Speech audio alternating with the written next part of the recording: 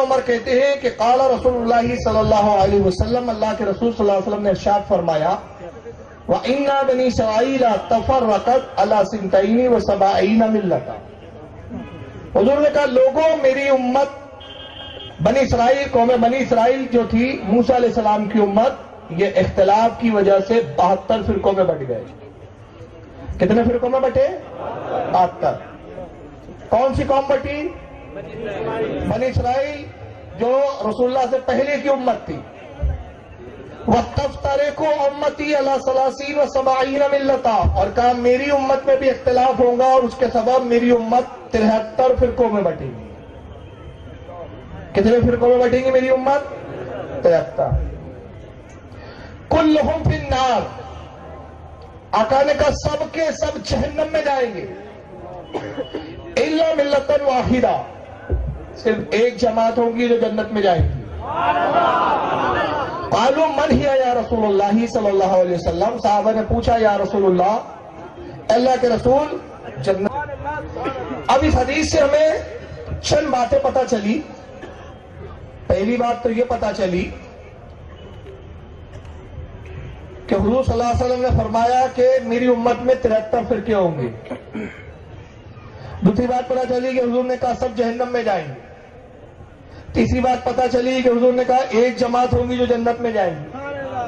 اور چوتھی بات یہ جو سب سے اہم تھی کہ صحابہ نے پوچھا یا رسول اللہ جنتی جماعت کی پہچان اور نشانی کیا ہے؟ تو آقا نے کہا جو میرے اور میرے صحابہ کے عقیدے پر ہوں گا۔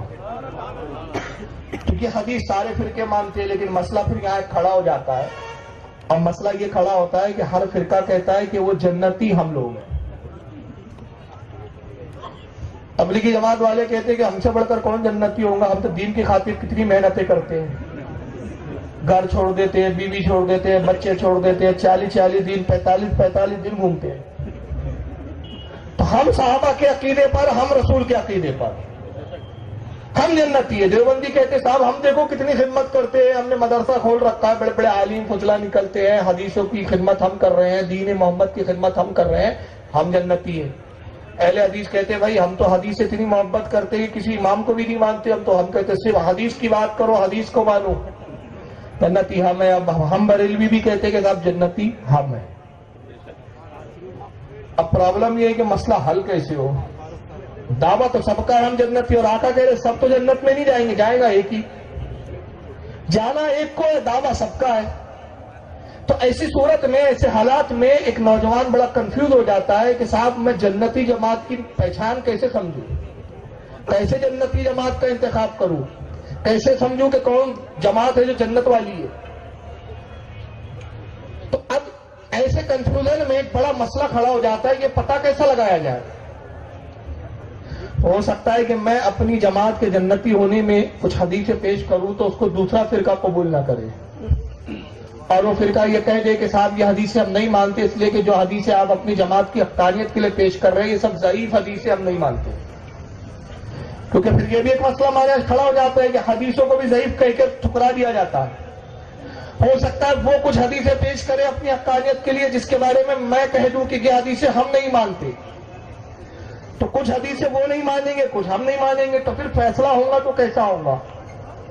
تو میں نے غور کیا کہ کیوں نہ اسی حدیث میں ہم تلاش کریں کہ جنتی کون ہے، اسی حدیث میں جس پر سب کا اتفاق ہو چکا ہے۔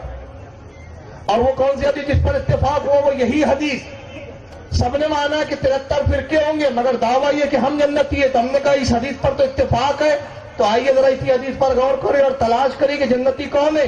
تو اسی حدیث پر جب میں نے غور کیا تو مجھے بالکل واضح طور پر سمجھ میں بھی آ گیا، معلوم بھی ہو گیا، اور میں جان گیا کہ روئے زمین پر کوئی جنتی جماعت ہے تو وہ اہل سنت و جماعت بریلوی مسلک کے ماننے والے ہیں۔ تو اب آپ کہیں گے آپ نے سبحان اللہ تو کہہ دیا، لیکن میرا ایک سوال تو لیجئے کہ اس پوری حدیث میں بریلی لفظ کہاں آیا؟ اس پوری حدیث میں سنی لفظ کہاں آیا؟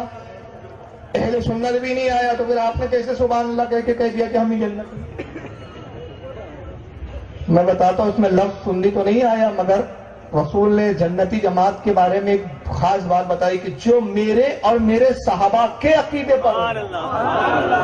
تو اسی حدیث میں عقیدہ رسول کو بھی دیکھیں، اور اسی حدیث میں عقیدہ صحابہ کو بھی دیکھیں تو اب اس میں کیا عقیدہ ہمیں معلوم ہوا کہ آقا نے کہا قوم بنی اسرائیل 72 فرقوں میں بٹے، میری امت ابھی نہیں بٹی ہے کیونکہ میں موجود ہوں تو فرقے نہیں بن سکتے، لیکن مستقبل میں میری امت میں 73 فرقے ہوں گے۔ تو آقا نے 3 خبریں بتائی ہے، 3 زمانوں کی بات بتائی۔ ماضی کی خبر یہ دی کہ 72 فرقے ہوئے بنی اسرائیل میں، حال کی خبر یہ ہے کہ فرقے ابھی ہوئے نہیں، مستقبل کی خبر یہ دے رہے ہیں کہ میری امت میں 73 فرقے ہوں گے۔ تو بات معلوم ہو گئی کہ مصطفیٰ ماضی بھی جانتے ہیں، مصطفیٰ حال بھی جانتے ہیں، مصطفیٰ مستقبل بھی جانتے ہیں، اور جس میں ماضی کی خبر ہو، جس میں حال کی بھی خبر ہو، جس میں مستقبل کی خبر ہو، اسے کہتے ہیں علم غیب۔ تو جو نبی کا علم غیب مانتی ہے وہی جماعت ہوں گی جنتی۔ نعرہ تکبیر، نعرہ رسالت۔ ورنہ یہ تو نہیں ہو سکتا کہ آپ یہ تو مانے کہ ہم جنت میں جائیں گے اور مصطفیٰ کا غیب نہ مانے۔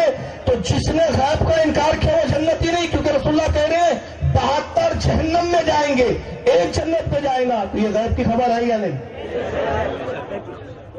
تو یہ کیا بات ہے، خبر کو مان دی اور خبر لانے والے غیب کا نبی کو نہیں مان رہا، اس کے اس علم غیب کا انکار کر رہا ہے۔ تو اس حدیث میں واضح ہو گیا کہ عقیدہ اہل سنت بریلوی جماعت ہی وہ ہے جو کہتی ہے کہ رسول اللہ کو اللہ نے علم غیب عطا کیا۔ اب دوسرا دیکھیں، اس میں ساری جماعتیں کہتی ہیں سب ایک ہو جاؤ، سب مل جاؤ، مگر صحابہ کا عقیدہ پتہ چلا، صحابہ نے یقین نہیں کہا یا رسول اللہ جو آپ کی امت میں 73 فرقے ہوں گے، کیا ہم ان سب کو ایک کرنے کی کوشش کریں، ان کو ایک پلیٹ فارم پہ لائیں، ان کو ایک جگہ جمع کریں؟ نہیں، کیونکہ صحابہ جانتے تھے کہ رسول کی زبان سے جو بات نکل گئی وہ پتھر کی لکیر۔